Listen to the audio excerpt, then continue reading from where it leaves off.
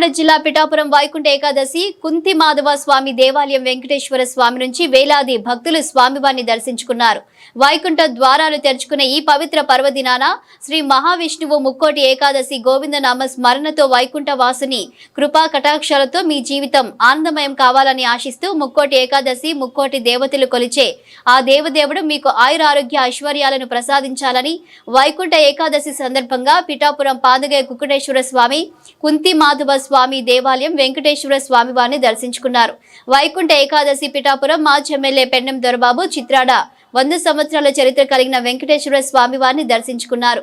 ఏకాదశి సందర్భంగా రాష్ట్ర వ్యాప్తంగా ప్రతి ఒక్కరు కూడా వైకుంఠ ఏకాదశి ఎంతో ఉత్సాహంగా వారి యొక్క ఆ దేవుడి ఆశీస్సుల కోసం రాష్ట్రం నలుమూలలో చేసుకునే కార్యక్రమంలో భాగంగా ఈ రోజున పిఠాపురం నియోజకవర్గంలో చిత్రాడ గ్రామంలో అతి పురాతనమైన 1790లో వెలసినటువంటి ఆలయం.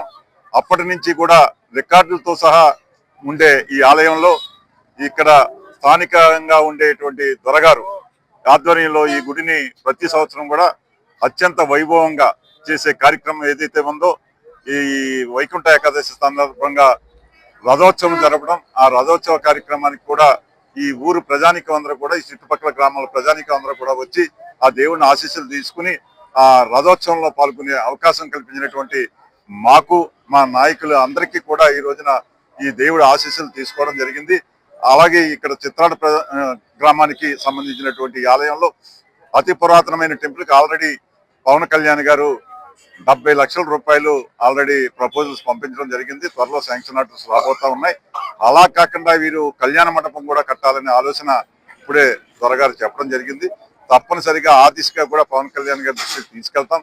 తప్పనిసరిగా ఈ చిత్రాడ గ్రామ ప్రజానికానికి అందరికీ ఉపయోగపడే విధంగా ఆ కళ్యాణ మండపాన్ని కూడా కన్స్ట్రక్షన్ చేసి ప్రజలకి చిత్రాడ గ్రామ ప్రజానికానికి చుట్టుపక్కల గ్రామ ప్రజానికానికి అందరికీ కూడా చేసే విధంగా ముందుకెళ్తామని చెప్పి తెలియజేస్తాం.